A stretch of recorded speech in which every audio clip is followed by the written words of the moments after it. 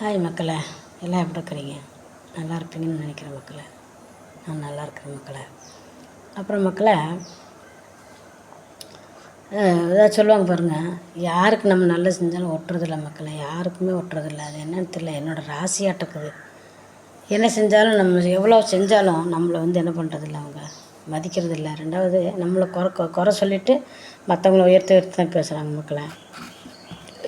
அதனால் சில நேரங்கள் எனக்கே மனசு வருத்தமாயிடும். என்ன இவ்வளோ நம்ம செய்கிறோம், ஆனால் நமக்குன்னு எந்த ஒரு நல்லதும் இந்த உலகத்தில் நடக்கிறதில்ல, கெட்டது மட்டும்தான் நமக்கு நடக்குதுன்னு.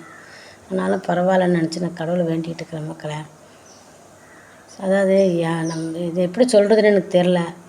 அதாவது உன் வீட்டாரே உனக்கு சத்துருன்னு சொல்லுவாங்க, தேவன் சொல்லியிருக்கிறார் பைபிளில்.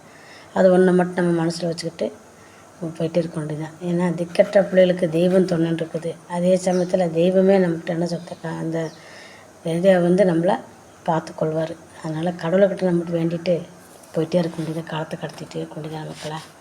எப்போ ஒரு வருகை சமீபமாகும், எப்போ நம்மளை அழைத்து நம்மளோட அழைப்பு எப்போ வரும்னு காத்துட்ருக்குறேன். இந்த ரெண்டில் எது நடந்தாலும் ஐ ஆம் வெரி ஹாப்பி.